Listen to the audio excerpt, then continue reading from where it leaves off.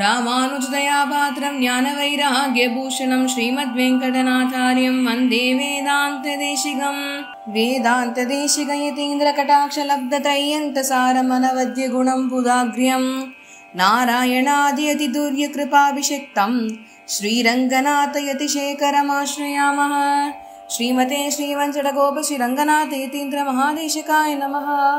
श्रीरंगलक्ष्मणमुनीन्द्रपदाब्जवृङ्गं श्रीवासुदेव गुरुवर्यकृपावलम्बं श्रीवीरराघवगुरुत्तमलब्धबोधं श्रीवत्सचिह्नं मकरमश्रमाश्रयामः. श्रीस्तनाभरणं तेजः श्रीरङ्गे श्रेयमाश्रय चिन्तामणिमिवोद्वादमुत्सङ्गे अनन्तभोगिनः नमः श्रीरङ्गनायक्यै यद्वो विभ्रमभेदतः इच्छे चिद्वयवैषम्य निम्नो नतम् इदं जगत्. लक्ष्मीनाथसमारम्भां नाथयामुनमध्यमाम् अस्मदाचार्यपर्यन्तां वन्दे गुरुपरम्परां. नीलातुङ्गस्तनगिरितटे सुप्तमुद्बोध्य कृष्णं पारार्त्यं स्वं श्रुतिशतशिरःसिद्धमध्यापयन्ति स्वोच्छिष्टायां सृजनिगलितं या बलात्कृत्य भुङ्क्ते गोदा तस्यैनमेदमिदं भूय एवास्तु भूयः.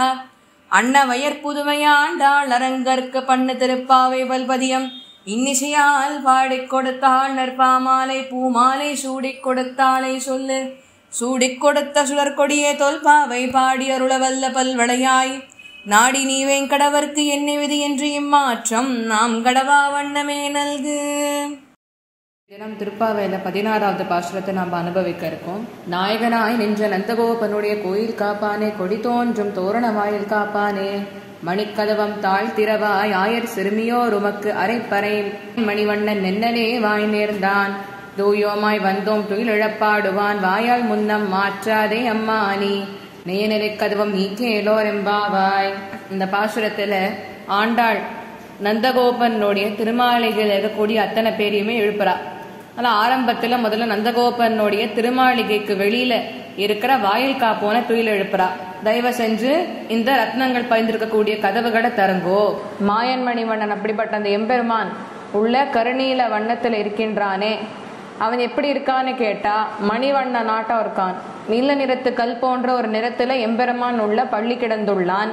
அப்படிப்பட்டவன் மாயன். அப்படின்னா மனுஷர்களால செய்ய முடியாத செயல்களை எம்பெருமான் செய்து வைப்பான். ஆனால மாயன்.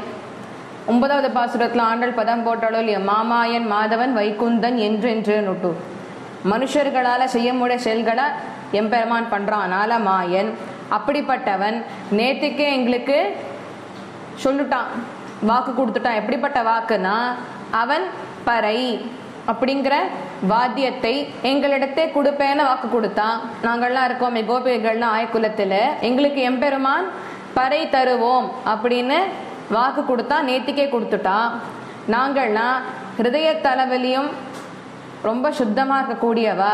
நாங்க இங்க எம்பெருமானை பற்றி பாடி எம்பெருமானை துயிலெழுப்பி அவனிடத்துல நாங்க பெற வேண்டிய பறைய பெறுவதற்காக நாங்க வந்திருக்கோம். அதனால முன்னம் முன்னம் அப்படின்னா தாய் போன்ற காருண்யம் உடையவரே, முன்னம் முன்னம் எங்களை உள்ள விட மாட்டேன்லாம் சொல்லக்கூடாது. தயவு செஞ்சு இந்த பெரிய நேயநிலை கதவம் நீ நீக்க வேணும். இந்த பெரிய கதவை நீங்க தான் இப்போ நீக்கணும்னுட்டு ஆண்டாள் அந்த இடத்துல பதம் போடுறா.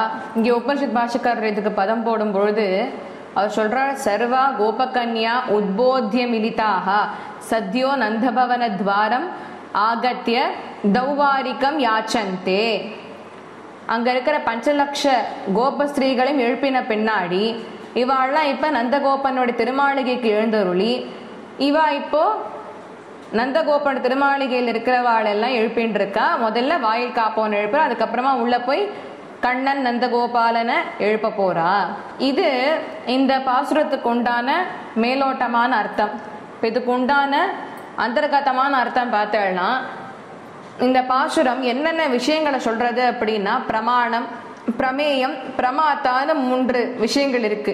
இப்ப வேதம், ஸ்மிருதி, புராணம், இதிகாசம், திவ்ய பிரபந்தம், பிரம்மசூத்திரம் இதெல்லாம் பிரமாணங்கள். ஸ்ரீமன் நாராயணன் பரமபதத்தில் இருக்கின்றானே, பின்பு அவனே வியூக அவதாரத்திலும் விபவ அவதாரத்தில் அர்ச்சை அந்தரியாமியாக இருக்கின்றானே, இவன் தான் பிரமேயம். ஆச்சாரியர்கள் தான் பிரமாதா. அப்ப பிரமாணம்னா என்ன? எதை ஒன்றை மூல ஆதாரமா வச்சுண்டு இருக்கோமோ அதுதான் பிரமாணம். இப்ப அப்படிப்பட்ட மூல ஆதாரங்களா இருக்கிறது வேதம், ஸ்மிருதிகள், புராணங்கள், இதிகாசங்கள், பிரபந்தங்கள், பிரம்மசூத்திரம், இதெல்லாம் பிரமாணங்கள். அடைய வேண்டிய இலக்கா நாம் என்ன வச்சுட்டு இருக்கோம்? அதுதான் பிரமேயம். ஸ்ரீயப்பத்தியான ஸ்ரீமன் நாராயணனை தான் நாம அடைய வேண்டிய இலக்கா வச்சுட்டு இருக்கோம். அப்ப அவன் தான் பிரமேயமா இருக்கான். ஆச்சாரியர்கள், நாதமுனி போன்ற ஆச்சாரியர்கள் எல்லாம் பிரமாதாக்கள். நாமெல்லாம் எதை உபாயமா பற்ற வேணும்னு கேட்டா ஆச்சாரியர் திருவடி வாரத்தை உபாயமா பற்றி எம்பெருமானை அடைய வேணும். உபாயம்னாக்க அடைய வேண்டிய மார்க்கம். எந்த மார்க்கத்தை எடுத்துட்டு அந்த பிரமேயத்தை அடையிறோமோ அந்த மார்க்கம் உபாயம்னு சொல்றோம். அதே மாதிரி ரகசிய திரயங்கள் 3 மந்திரங்கள் இருக்கே, திருமந்திரம், துவயம், சரமஸ்லோகம், இந்த 3 மந்திரங்களுமே பிரமாணங்கள். அங்கேயும் பெருமாள் தான் பிரமேயமா இருக்கான். எந்த ஆச்சாரியன் நமக்கு அந்த மந்திர உபதேசம் எல்லாம் பண்றாரோ அவர் தான் மாதா.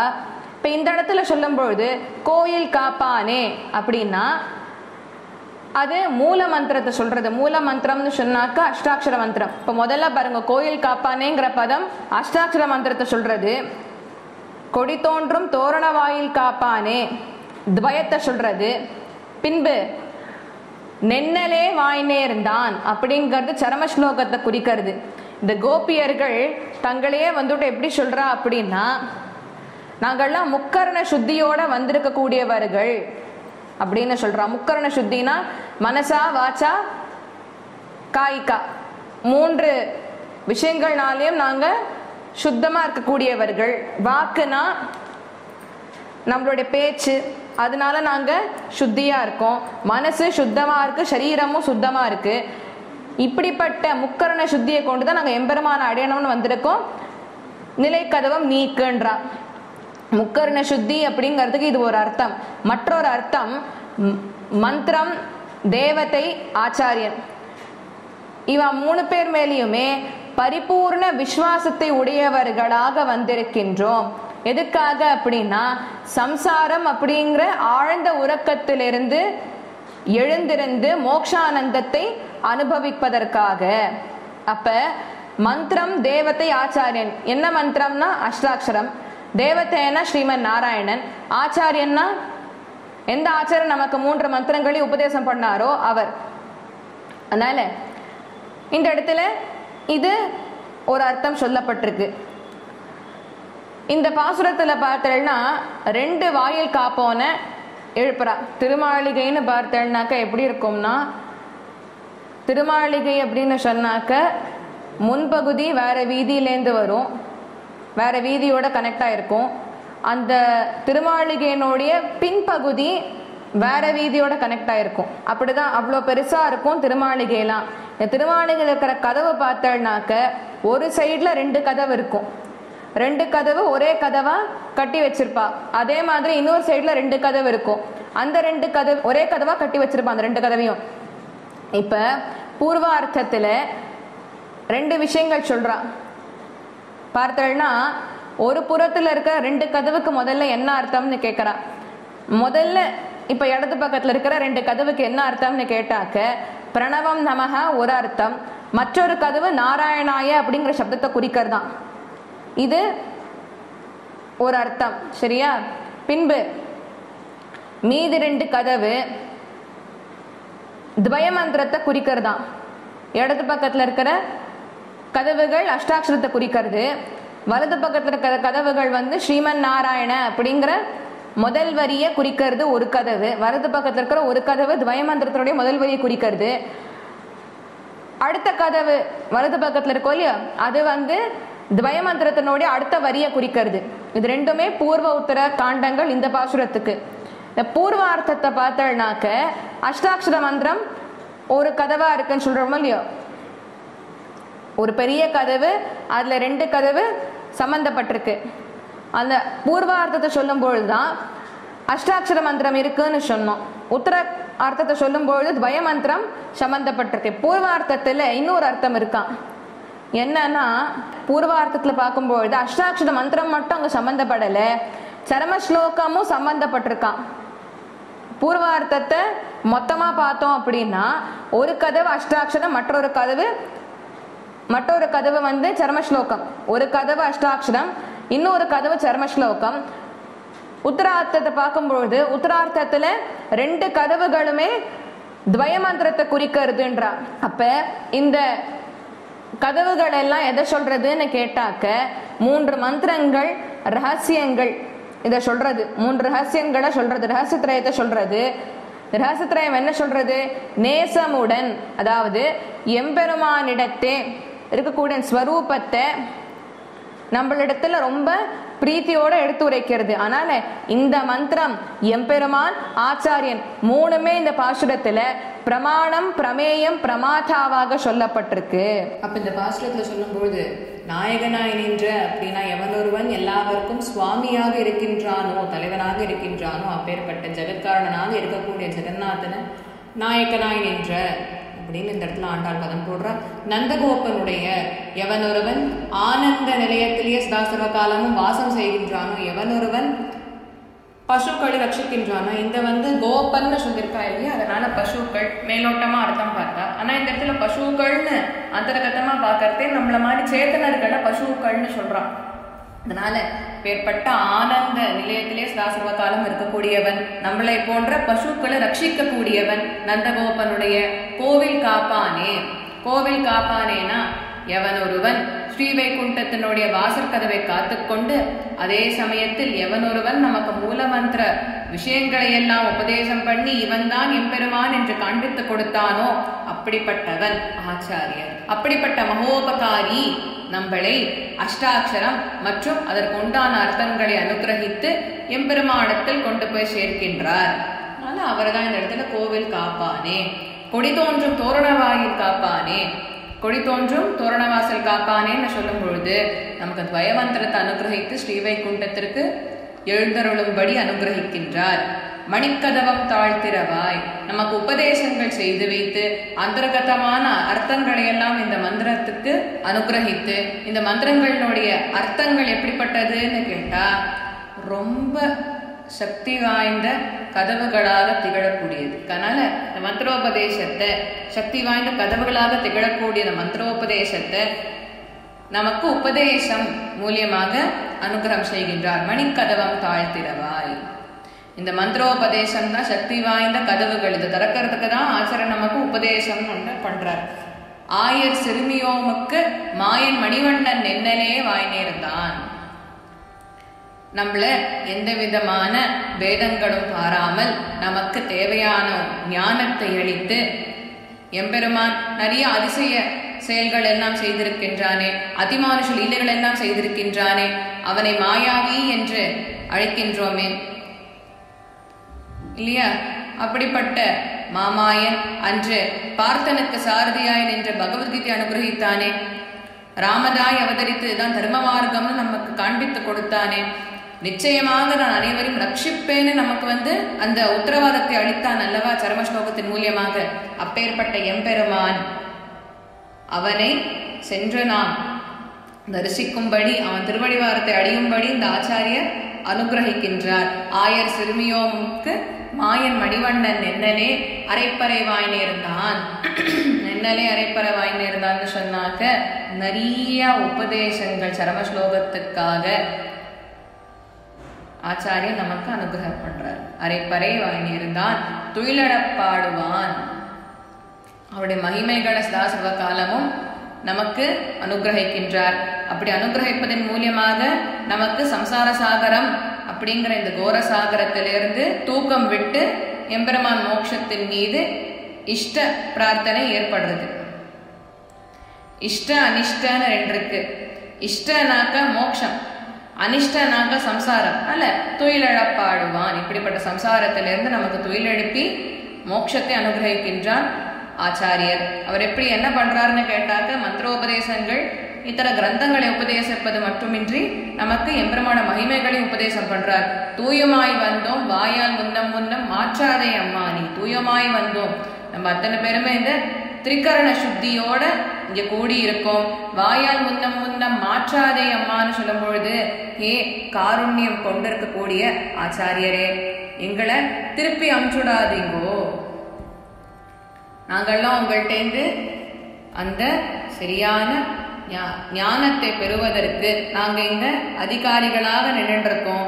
ஆதலால் எங்களை திருப்பி அமுச்சுடாதீங்கோ. உங்கள்கிட்ட இந்த உபதேசம் பெறுவதற்காக தான் நாங்களே இங்கே வந்திருக்கோம்னா திருப்பி அமுச்சுடாதீங்கோ.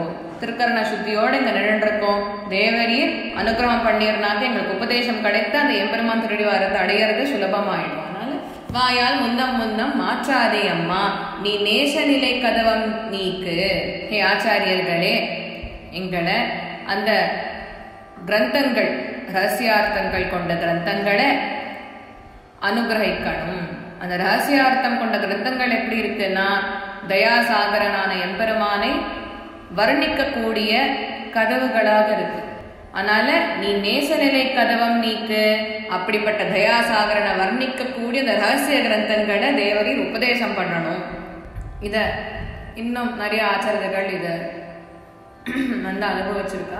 அதுல அபிநவ தேசிகன் சுவாமி இந்த அனுபவிக்கிறதே மாயன் மணிவண்ணன் நென்னலே வாய்நேர்தான் பதம் போடும் பொழுது அந்த ஒரு நொடி ஆச்சாரன் திருவடிவாரத்தை அணுகி அவன் உபதேசம் பெறணும்னு நினைக்கிறானே, அப்ப அந்த எம்பெருமான் உடனே அபயாஸ்தத்தை நீட்டி ஆச்சாரியனவே அவன் அணுகிட்டான். இதுக்கு மேல அவன்கிட்டக்கு நான் என்ன குறைகளை பார்க்க முடியும், அதனால இனிமே நான் அவனை ரட்சிப்பேன்னு எம்பெருமான் அபயாஸ்தை நீட்டுறான். அவனும் கவலை வேண்டாம், ஆச்சாரனோட கட்டாட்சத்துக்கு கீழே இருக்கான், ஆச்சரண கட்டாட்சத்துக்கு பாத்திரமாகிட்டான். இதுக்கு மேல நான் எதையும் பாராமல் அவனுக்கு மோட்சத்தை அனுகிரகிப்பேன்னு எம்பெருமான் அபயச நீட்டுறானா. நெய்யநிலை கதவம் நிலைன்னு சொன்னாக்க ஒருவன் எந்த விதமான தடங்களும் இன்றி அவன் அந்த பக்தியை வளர்த்துட்டே போனோம்.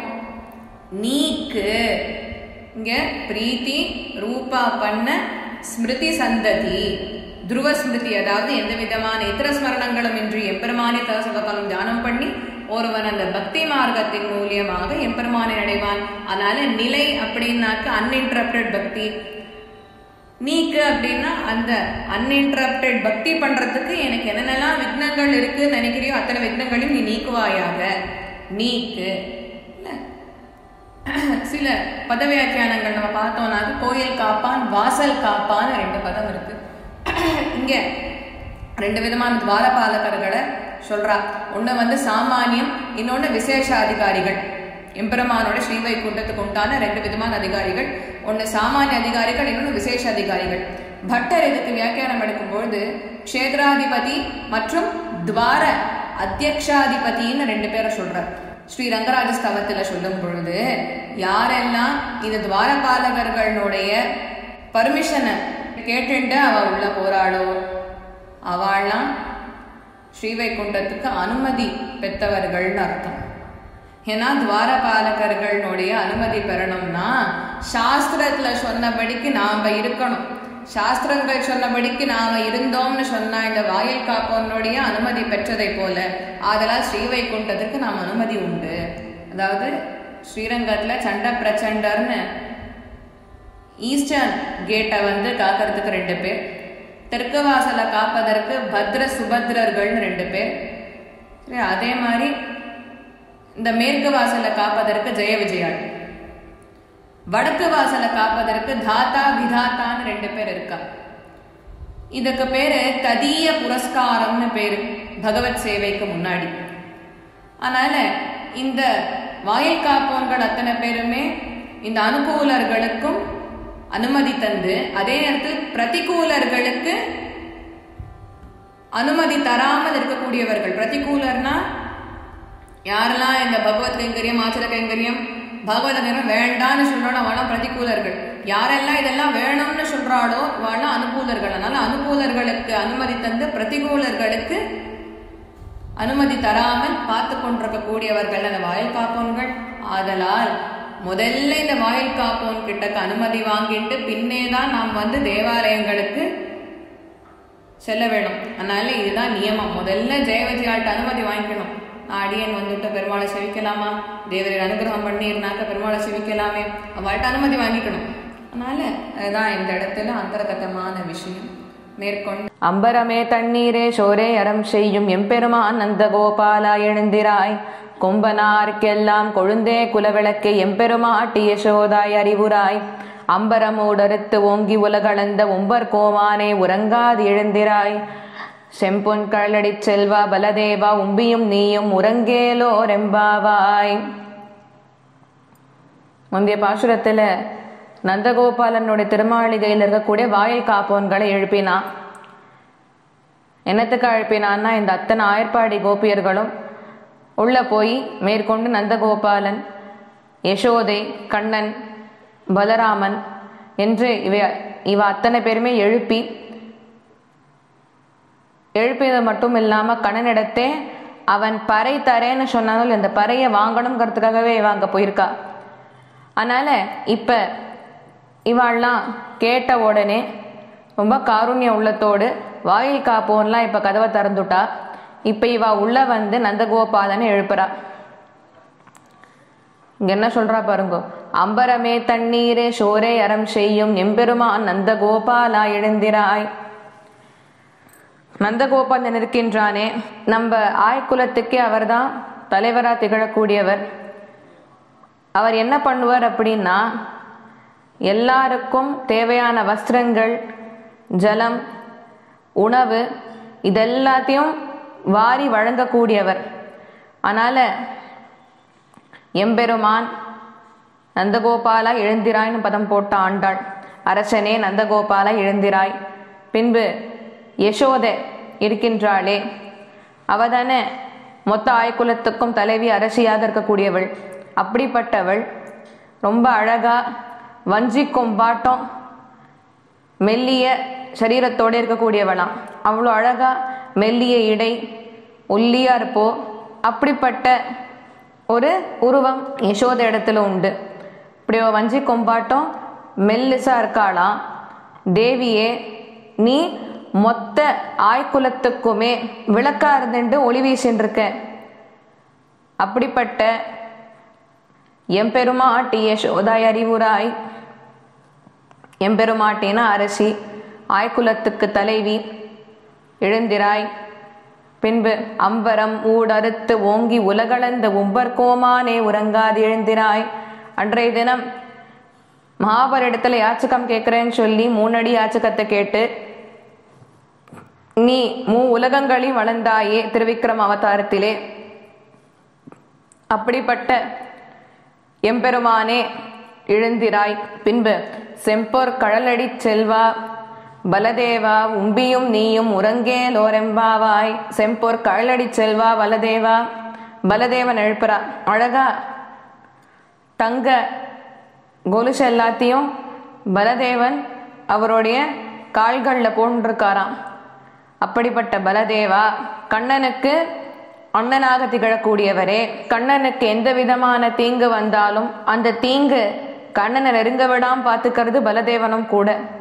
நந்தகோபாலன் மட்டுமின்றி பலதேவனும் கூட இருந்து கண்ணனுக்கு எந்த விதமான தீங்கும் நெருங்க விடாம பார்த்துப்பா. பலதேவன்னா பேர்லயே இருக்கு, நல்ல புஜபலங்கள் உடையவர், சரீர பலமும் ஜாஸ்தி பலதேவனுக்கு. ஏன்னா பலதேவன் சாக்ஷாத் ஆதிசேஷனுடைய அம்சம். அதனால அப்படிப்பட்ட பலதேவா, உம்பியும் நீயும் உறங்கேலோர் எம்பாவாய். நீயும் உன்னுடைய உடன் பிறந்தவனான கண்ணனும் உறங்கேல், இதுக்கு மேலும் உறங்காமல் எழுந்திராய். அதுதான் இந்த இடத்துல ஆண்டாள் மேலோட்டமான பாசுரார்த்தமாக சொல்லியிருக்கா. மேற்கொண்டு இதுக்குண்டான அந்தர்கதமான அர்த்தத்தை நாம் அனுபவிப்போம். இங்கே நந்தகோபாலன், யசோதை, கண்ணன், பலராமன் இவா எல்லாருமே நந்தகோபாலன்னா ஆச்சாரியஸ்தானம், யசோதை திருமந்திரம், கண்ணன் திருமந்திரத்தினுடைய அர்த்தம், பலராமன் திருமந்திரத்தினுடைய சாரம். வா நால்வருமே இந்த 4 விஷயங்களாக இருக்க சம்பிரதாயத்துல. எம்பெருமான் நந்தகோபாலா. எம்பெருமான் நந்தகோபாலானா, நந்தகோபாலன் அப்ப எம்பெருமான்னு கொண்டாடுறாளே யசோதை, ரொம்ப ஆடா இருக்கே. என் நந்தகோபாலனை போய் எம்பெருமான்னு சொல்லணும், கண்ணனை சொன்னாலாவது தேவையில்ல ஒத்துக்கலாம். நந்தகோபாலன் கண்ணனுக்கு தகப்பனார், அவரை போய் எம்பெருமான்னு கொண்டாடலாமான்னா அவர் நியாமக்கனா இருக்கார், சர்வ நியாமக்கனா இருக்காராம். அதாவது நந்தகோபாலன் இவ்விடத்தை கண்ணனுக்கு தகப்பனாரோ இல்லையோ, கண்ணன் வந்து சர்வ நியாமக்கன். அந்த சர்வ நியாமக்கனுக்கே இவன் நியாமக்கனா இருக்காருன்னா அப்ப இவர் எவ்வளவு உயர்ந்தவர்னு பாருங்க. சர்வ நியாமக்கனுக்கே நந்தகோபாலன் நியாமக்கனா இருக்கார். நியாமக்கன்னு சொன்னாக்க கமாண்டர். சர்வ நியாமக்கன்னு சொன்னான 7-14 புவனங்களுக்கும் அவர் தான் கமாண்டர்னு அர்த்தம். கண்ணன் வந்து சர்வ நியாமக்கன். அவன் சொல்படிக்கு தான் இந்த மொத்த சிருஷ்டியும் இயங்கின்னு இருக்கு. அவன் திருவுள்ளத்துக்கு ஏற்றார் போல் தான் இங்க எல்லாமே இயங்கின்னு இருக்கு. எல்லாம் அவன் சங்கல்பத்துக்கு கீழே இருக்கு. அவன் நினைச்சதுதான் இந்த உலகத்துல அவன் நடத்துவன். நீங்க நான் நினைச்சதெல்லாம் இங்க நடக்காது இப்போ. அதனால சர்வ நியாமக்கனா இருந்துட்டு இந்த பிரபஞ்சத்தையே தன் வசத்தை வச்சுட்டு இருக்கிறவன் கிருஷ்ண பரமாத்மா. அந்த பரமாத்மாவுக்கே இவர் நியாமக்கனா இருக்காருன்னா அப்ப இவருடைய ஸ்தானம் எவ்வளவு வசந்தது. அதனால இந்த பாசுரத்துல எம்பெருமான் நந்தகோபாலா அப்படிங்கிறது எப்படி வர்ணனை பண்ணிருக்கா? சர்வ நியாமக்கனுக்கே அவர் நியாமக்கனா இருக்கார் அப்படின்னா எவ்வளவு உயர்ந்தவர். அப்படிப்பட்டவர் யாரா இருக்க முடியும்? நம்ம ஆச்சாரியன்தான். இப்போ நாம பெருமாள்கிட்ட வந்து இதை செய் அப்படின்னு சொன்னா அவன் செய்யாமல் போறதுக்கு தான் வாய்ப்பு அதிகம். செய்வேன்னு சொல்றதுக்கு வாய்ப்பு குறைச்சல் தான். அவன் கேட்பான். அப்புறம் நம்ம ஏதாவது சொல்லி அவன் பண்ணலன்னு வச்சுக்கோங்க, நான் உன்னை இதை பண்ண சொன்னேன் நீ பண்ணலையேப்பான்னா அவன் கேட்பான், இப்ப நான் உங்ககிட்ட பண்ண சொன்னது எல்லாத்தையும் நீ பண்ணிட்டியா? இல்ல இல்ல, அப்ப நீ சொல்றதெல்லாம் நான் பண்ண மாட்டேன், போயிட்டு விடுவான். ஆனா ஆச்சாரியன் சொன்னதை மட்டும்தான் பெருமாள் மறுக்காம கேட்பர். அதனால்தான் சர்வ நியாமக்கனான பரமாத்மாவுக்கே ஆச்சாரியன் நியாமக்கனா இருக்கார், கமாண்டரா இருக்கார். அதனால்தான் என்னைக்குமே ஸ்ரீ வைஷ்ணவ சம்பிரதாயத்துல விசிஷ்டாத்வைத்தை பொறுத்த வரைக்கும் ஆச்சாரியருக்கு தான் ஏற்றம் அதிகம் பெருமாளை காட்டிலும். இன்னும் தெளிவா சொல்லணும்னா ஆச்சாரியன் பெருமாளை விட ஒரு படி மேல. பெருமாளே ஆச்சாரியனுக்கு கீழே தான். ஏன்னா இந்த சர்வ நியாமக்கனுக்கே அவர் நியாமக்கனா இருக்காருன்னா அப்ப ஆச்சாரியர் எவ்வளவு வசந்தவர்னு யோசிச்சு பாருங்க. பெருமாள் சொன்னதையும் ஆச்சாரியர் கேட்டிருக்கார். ஆச்சாரியன் சொன்னதை பெருமாள் ஒருபோதும் மறுக்கவே மாட்டாராம். நாம சொன்னாலாவது மறுக்கிறதுக்கு வாய்ப்பு அதிகம்னு சொல்லலாம். நாம பகவான்கிட்ட தான் சொல்லி அதை பண்ணிடான்னா அவன் மறுக்கிறதுக்கு வாய்ப்பு அதிகம். ஆனா ஆச்சாரியர் ஒரு விஷயம் சொல்லி அவன் மறுத்ததா சரித்திரமே கிடையாது. இனிமேலும் அப்படி ஒரு சரித்திரம் வராது. இது வரைக்கும் வரல. கடந்த காலத்துல நிகழ்காலத்துல இப்படி ஒரு சரித்திரம் நடந்ததா தெரியல, நடந்ததும் கிடையாது. இனிமே எதிர்காலத்துல இந்த மாதிரி ஒரு சரித்திரம் வரவும் வராது. ஏன்னா ஆச்சாரியன் பேச்ச மறுக்காதவர் தான் எம்பெருமான். ஆனால் தான் சர்வ நியாமக்கனுக்கு இவர் நியாமக்கனா இருக்கார். அதனாலதானே இவருக்கு ஏற்றம் அதிகம். இப்போ பெருமாள் யார் யார் பேச்ச கேட்பார்னு ஒரு லிஸ்டே இருக்கு.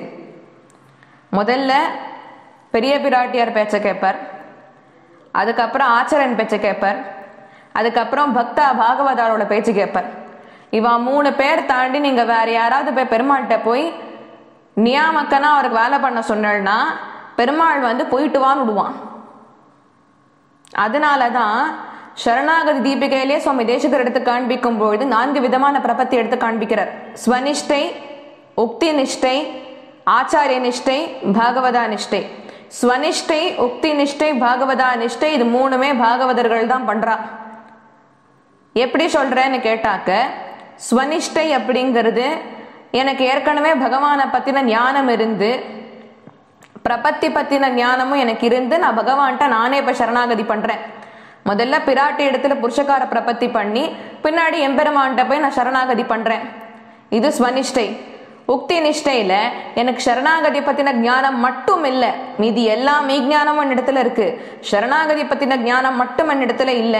அதனால நான் இது மட்டும் ஒரு பாகவதாள் ஆச்சாரியால அணுகி கத்துண்டு இந்த இடத்துல நானாதான் போய் பிராட்டியார் இடத்துல புருஷகார பிரபத்தி பண்ணி பின்பு எம்பெருமான் இடத்தே பிரபத்தி பண்றேன். இப்ப 2 கேஸ்லயும் பார்த்தல்னாக்க எம்பெருமான் இடத்துல பிராட்டி இடத்துல பிரபத்தி பண்றது அந்த பாகவதனே தான், ஆச்சாரியன் போகல. அதனால இவ 2 பேருமே பாகவதாதான். இப்ப ஸ்வப்பிரபத்தி பண்ணாலும் பாகவதாதான், உக்தி நிஷ்டை பண்ணாலும் பாகவதாதான். இது தவிர்த்து ஆச்சாரிய நிஷ்டைன்னு ஒண்ணு இருக்கு. அதுதான் இப்ப நாம எல்லாம் பண்ணிட்டு இருக்கோம். நமக்கு சுயமா எம்பெருமான பற்றின ஞானம் கிடையாது, சரணாகதி பற்றின ஞானம் கிடையாது. அதனால ஆச்சாரியனை அணுகி அவரை வந்து நம்ம சார்பா பிராட்டி இடத்துல புருஷகார பிரபத்தியும் பெருமாளத்தை பிரபத்தி பண்ண சொல்றோம். பெருமாளத்தை பிரபத்தி பண்ண சொல்றோம், ஆச்சாரியன் பண்ணி வைக்கிறார். அது பெரிய பொறுப்பு. அது சாதாரண பொறுப்பு இல்ல, பெரிய பொறுப்பு. ஏன் அப்படின்னா ஒரு ஜீவாத்மாவை கொண்டு போய் எம்பெருமானத்துல சேர்க்கறது ஒரு சுலபமான காரியம் இல்லை, இருக்கிறதுலே ரொம்ப கஷ்டமான காரியம் அதுதான் இப்போ. ஏன்னா அது ஒரு பெரிய பொறுப்பு. இது ஆச்சாரிய நிஷ்டை. ஆச்சாரியன்ட்ட போயிட்டு நாம எம்பெருமான் கிட்டக்க நமக்காக ரெக்கமெண்டேஷன் பண்ண சொல்றோம். நாலாவதா இருக்கிறது பாகவதா நிஷ்டை. ஆக்சுவலா பார்த்தா மூணுமே பாகவதா தான். ஆச்சாரியரும் பாகவதர், முன்னாடி இந்த 2 நிஷ்டை பண்றவாளும் பாகவதா தான். நாலாவது பாகவதா நிஷ்டை. என்னால ஆச்சாரியன் எல்லாம் அணுக முடியல, இல்ல எனக்கு எந்த ஆச்சாரனுமே தெரியாது அப்படின்னா அந்த பட்சத்துல ஒரு பாகவதாள்கிட்ட சொல்லி அவளை நீங்க உங்க சார்பா பகவான் இடத்துலயும் பிராட்டு இடத்துலயும் பிரபத்தி பண்ண சொல்லலாம், தப்பு இல்லை. இது சாஸ்திரங்கள் ஏற்றுக்கொள்ளக்கூடிய விஷயம். இப்ப இந்த 4 பிரபத்தியையும் தான் சுவாமி தேசிகர் சரணாகதி தீபிகையில சாதிச்சிருக்காரு. 4 விதமான பிரபத்தி இருக்குன்னுட்டு பாருங்க. இந்த 4 பேரோட பேச்சை தவிர்த்து எம்பெருமான் வேற யார் பேச்சும் கேட்க மாட்டார். இப்போ ஸ்வநிஷ்டை யுக்தி நிஷ்டை ரெண்டுத்துலயுமே எப்படின்னாக்க, இந்த பிராட்டி இடத்துல இவா போய் புருஷகார பிரபத்தி பண்றா இல்லையா, அப்ப பெரிய பிராட்டியார் இவா சார்பா புருஷகார பிரபத்தி பண்றா, ரெக்கமெண்டேஷன் பண்றா பெருமாள்கிட்ட. அந்த 2 விதமான பிரபத்திலையும் பெரிய பிராட்டியார் சொல்றபடிக்கு எம்பெருமான் கேட்டுடுறான். அதனால 3 பேர்ல முதல்ல பெரிய பிராட்டியார் பேச்ச எம்பெருமான் கேட்கறான். தெளிவா எடுத்தா. 2வது ஆச்சார நிஷ்டையில ஆச்சாரியர் சொல்றபடிக்கு எம்பெருமான் கேட்டு நடந்துக்கிறான். அடுத்ததா ஆச்சாரியன் பேச்சு எம்பெருமான் கேட்கறான்னு புரிஞ்சுடுத்தா. 3வது பாகவதா நிஷ்டையில அவனோட அடியார்கள் சொல்லக்கூடிய விஷயத்தை தான் எம்பெருமான் கேட்பான். இப்ப பாகவதாளுக்கு எம்பெருமான் இறங்கி வந்துடுறான், அதுதான் விஷயமே. இப்ப பாகவதா கேட்ட உடனே பகவான் இறங்கி வந்து நீ கேட்டியா, நான் கொடுக்குறேன்றான். அவன் நான் தரமாட்டேன்னு சொல்லல, நீ கேட்ட விஷயத்த நான் கொஞ்சம் தாமதமா கொடுப்பேன், சரியான சமயம் பார்த்து கொடுப்பேன், ஆனா கொடுக்காம போக மாட்டேன். அதனால பாகவதா நிஷ்டை உசிதம், தாராளமா பண்ணிக்கலாம். இப்ப 3வதா பாகவதா பேச்சை எம்பெருமான் கேட்கறான். இப்ப சொல்லுங்க, 3 பேர் பேச்சு தான் எம்பெருமான் கேட்கறான், வேற யார் பேச்சும் கேட்கறது இல்லை. பெரிய பிராட்டியார், ஆச்சாரியன், பாகவதா. 3 பேர் தாண்டி யாராவது பெருமாளுக்கு போய் நியாமக்கனா கமாண்டரா இருக்கணும்னு நினைச்சான்னா பெருமாள் போயிட்டு விடுவான். முதல்ல நான் உனக்கு சர்வ நியாமக்கனா இருந்துட்டு இருக்கேன், நான் சொல்றத நீ கேளு, அதுக்கப்புறமா நீ சொல்றத நான் கேட்கறேன்ருவான். அதனால சர்வ நியாமக்கனுக்கே ஆச்சாரியர் நியாமக்கனா இருக்கிறதுனால அவருக்கு தான் சம்பிரதாயத்துல ஏற்றம் ஜாஸ்தி எம்பெருமான காட்டிலும். அடுத்தது இந்த பாசுரத்துல எம்பெருமான் நந்தகோபாலனை பற்றி விவரணமா சொல்றச்சே, அவர் அம்பரம், தண்ணீர், சோறு இது போன்ற விஷயங்களை தானமா கொடுக்கக்கூடியவர்னு போட்டிருக்கு. அதுக்கு என்ன அர்த்தம்னு அந்தர்கத்தமா பார்த்தாக்க, அம்பரம் அப்படிங்கிறது ஆகாசத்தை குறிக்கிறது. நலம் அந்தமில்லாதோர் நாடு, அதுதான் ஸ்ரீவைகுண்டம். அதனால இந்த திருப்பாவை பொறுத்த வரைக்கும் 5 தடவை நந்தகோபாலன்கிற சப்தத்தை பிரயோஜனப்படுத்திருக்கா. முதல் பாசுரத்துல கூர்வேல் கொடுந்தொழிலன் நந்தகோபன் குமரன் அப்படின்னா அங்க நந்தகோபன் சப்தத்தை யூஸ் பண்ணிட்டா. 16வது பாசுரத்துல நாயகநாயன் என்ற நந்தகோபனுடைய கோயில் காப்பானே, அங்க நந்தகோபன்கிற சப்தத்தை பிரயோகம் பண்ணிட்டா. 17வது பாசுரத்துல எம்பெருமான் நந்தகோபாலாய் எழுந்திராய் அப்படின்னு சொல்லிட்டா. 18வது பாசுரத்துல திருப்பி நந்தகோபன் அப்படிங்கிற சப்தத்தை பிரயோஜனப்படுத்துறா. 21வது பாசுரத்துல திருப்பியும் பிரயோஜனப்படுத்துறா. அது 18, 21 பாக்குறது எங்க பிரயோஜனப்படுத்துறாங்கிறத நம்ம பார்ப்போம். இப்ப வரைக்கும் இந்த 3 பாசுரங்கள்ல ஆண்டாள் நந்தகோபன்கிற சப்தத்தை பிரயோஜனப்படுத்தி அவள் நந்தகோபாலனிடத்தை மங்களசாசனம் செய்யறா. அவர்கிட்ட இருக்கிற பராக்கிரமத்துக்கும் அவர்கிட்ட இருக்கிற நேர்மைக்கும் அவர்கிட்ட இருக்கிற தனத்துக்கும் அவ இந்த சப்தத்தை பிரயோஜனப்படுத்திட்டா. அடுத்தது யசோதையை எழுப்புற ஆண்டாள். கொம்பனார்க்கு எல்லாம் கொழுந்தே குலவிளக்கே, திருவிலேன் ஏனொன்றும் பெற்றிலேன், எல்லாம் தெய்வநங்க யசோதை பெற்றாளே அப்படின்னு குலசேகர ஆழ்வார் தேவகி ஸ்தானத்துல இருந்து புலம்புறார் பெருமாள் திருமொழியில.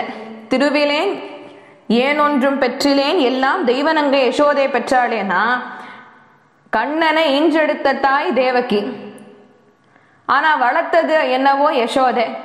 தேவகிக்கு கிடைக்க வேண்டிய அத்தனை பாக்கியமும் ஒருத்தியாக இருந்து யசோதை அனைத்தையும் பெற்றாள். அதனால இருக்கிறதுலே ஆயர்குலத்தினில் தோன்றுமணி விளக்கான கண்ணனுக்கு யசோதை தாயாரானபடியினாலே மொத்த ஆய்குலத்துக்கும் அவள்தான் குலவிளக்காக இருக்கின்றாள். அதனால நந்தகோபனையும் யசோதையும் இந்த இடத்துல சொல்லும் பொழுது பெருமாள் பிராட்டி அப்படிங்கிற ஸ்தானத்துல இருந்து நாம அனுபவிச்சுட்டு இருக்கோம். அடுத்தது கண்ணன் யசோதை இளம் சிங்கம். அவனை சொல்லும் பொழுது அம்பரம் ஊடறுத்து ஓங்கி உலகளந்த உம்பர் கோமானே உறங்காது எழுந்திராய்னு ஆண்டாள் சப்தமிட்டார். இங்க கண்ணனுக்கும் அவன் முன்பே செய்த திருவிக்கிரமாவதாரத்துக்கும் ஒரு சம்பந்தத்தை ஆண்டாள் எடுத்து காண்பிச்சிருக்கா. திருப்பாவையில 3 தடவை ஆண்டாள் ஓங்கி உலகளந்த எம்பெருமான் அவனை சொல்றா. முதல்ல 3வது பாசுரத்துல சொல்றா ஓங்கி உலகளந்த உத்தவன் பேர் பாடினா. அடுத்து 17வது பாசுரத்துல ஓங்கி உலகளந்த உம்பர் கோமானே உறங்காது எழுந்திராய்னு பதமிட்டா. 18வது பாசுரத்துல அன்று இவ்வுலகம் அளந்தாய் அடி போற்றின்னுட்டா. அதனால அப்படிப்பட்ட எம்பெருமான் முன்பு திருவிக்கிரம அவதாரத்தை எடுத்தானே அவனை துயில் எழுப்புறா. யசோதையே சொல்றாளாம் சுத்தி இருக்கிற தோழிமார்ட்ட எல்லாம் கோகுலத்துல இந்த பாருங்கோ இது குட்டி கண்ணன் நினைச்சுண்டு இவனுக்கு யாரும் உதவி கிடையாது, ஆனாலும் இவனை எவ்வளவு வேணாலும் சீண்டலான்னு சீண்டி பார்க்காதீங்கோ, அவனுடைய உண்மையான பலத்தை மகாபலி சக்கரவர்த்தியிடம் சென்று கேள் அப்படின்னு யசோதை சொல்றாளாம்.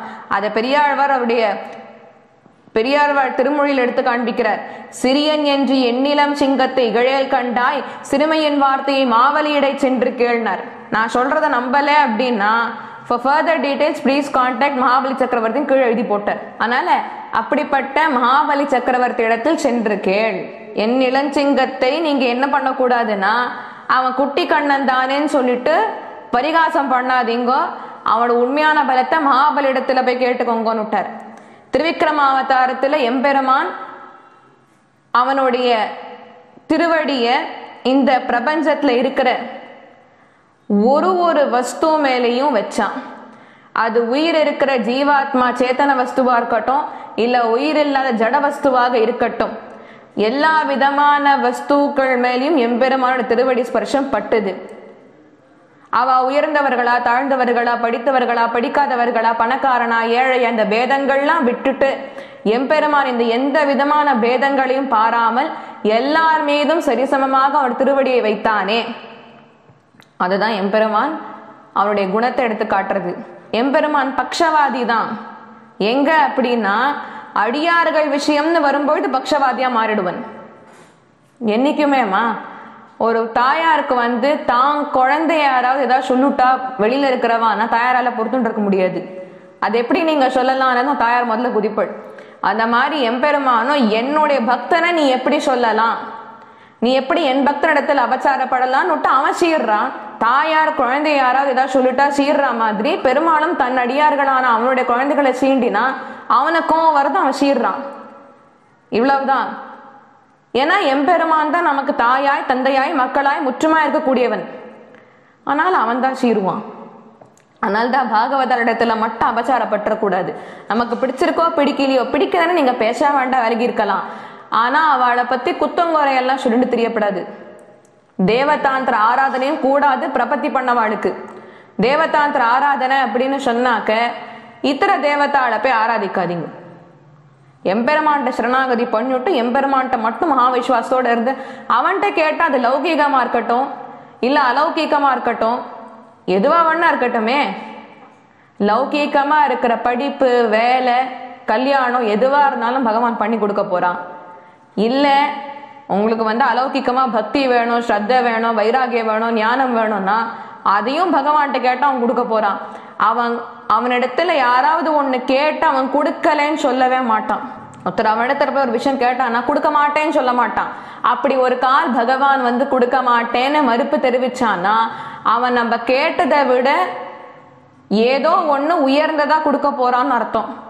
இது வேண்டாம் தள்ளி வச்சுடு, இதை விட பெஸ்டா இருக்கிறத நான் தரேன்றான் அவன்.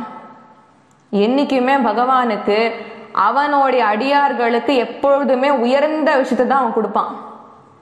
எது நல்லதோ அதை மட்டும்தான் அவன் செய்வன், தீயதை நிச்சயமா அவன் செய்ய மாட்டான். அதனால இந்த எம்பெருமான் எந்த விதமான பேதமும் பாராமல் அவன் எல்லார் மேலும் தன்னுடைய திருவடி ஸ்பர்ஷத்தை அனுகிரகித்தான். கண்ணன் கோகுலத்துல இருந்தான், ஆயக்குலத்து ஸ்ரீகளோட கோபர்களோட நன்னா விளையாடினா.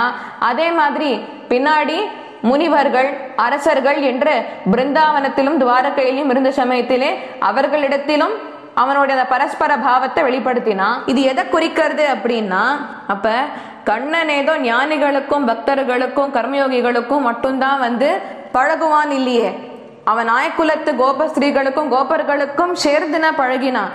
எல்லாரிடத்தையும் சமநிலை பாவத்தைன்னா அவன் காட்டினான். அதுதான் எம்பெருமானோட சௌலபியம். இது திரிவிக்ரமாவதாரத்துக்கும் பொருந்தும், கிருஷ்ணாவதாரத்துக்கும் பொருந்தும். அதனால கோபியர்கள் இங்க கண்ணனை சொல்லும் பொழுது அவன் எழுந்திருக்க மாட்டேன்றான். நேரடியா கண்ணனை எழுப்பினாலும் இல்லையோ, அம்பரமூடறுத்து ஓங்கி உலகளந்த உம்பர் கோமானே எழுந்திராய்னா கண்ணன் சட்டன் எழுந்திருக்கலையா. அதனால அவ புரிஞ்சுட்டாளாம், ஓ எழுப்புறதுக்கு முன்னாடி நான் உம்ம அண்ணனான பலதேவன் எழுப்பணும் போட்டிருக்குன்னுட்டு செம்போர் கழலடி செல்வா பலதேவா எழுந்திராய்னா. இப்ப பலதேவன் எழுப்பிட்டு கண்ணனை திரும்பி எழுப்புறா. உம்பியும் நீயும் உறங்கேலோர் எம்பாவாய், நீரும் உங்களுடைய உடன் பிறந்தவனான கண்ணனும் இனி உறங்கேல், எழுந்திருந்து நாங்கள் சொல்லக்கூடிய விஷயத்தை கேளும்ன்றா. இங்க பாகவதோத்தமனான பலராமன் அவரையும் பகவானையும் ஒன்னா துயில் எழுப்புறா. இது எதை குறிக்கிறதுன்னு கேட்டாக்க, பாகவதோத்தமனான பலராமன் ஆசேஷ அவதாரம், பகவான் ஸ்ரீயப்பத்தியான ஸ்ரீமன் நாராயணன் சாக்ஷாத். இவா ரெண்டு பேருமே பிரியாதவர்கள் இல்லையா. ஆசேஷனை விட்டு பெருமாள் பிரிஞ்சு பார்த்திருக்கேளா? இல்ல. ஆதிசேஷன் எம்பெருமான விட்டு பிரிஞ்சு பார்த்திருக்கேளா? அதுவும் இல்லை. அப்ப இது எதை குறிக்கிறதுன்னு கேட்டா, பாகவத சேஷத்துவத்தையும் பகவத் சேஷத்துவத்தையும் எடுத்து காண்பிக்கிறது. அதனால இது போன்ற விஷயங்களை இவ்விடத்தே ஆண்டாள் இந்த பாசுரங்களை எடுத்து காண்பிக்கின்றாள். மேற்கொண்டு நாம நாளைய தினம் உந்து மத கழிச்சின் ஓடா தோல்வெளி நந்தகோபாலன் மருமகளே நப்பின்னா என்ற பாசுரத்துக்கு அர்த்தத்தை அனுபவிப்போம். ஸ்ரீமதே ராமானுஜாய நமஹ, ஸ்ரீமதே நிகமாந்த மகாதேசிகாய நமஹ. சர்வம் ஸ்ரீரங்கார்ப்பணம்.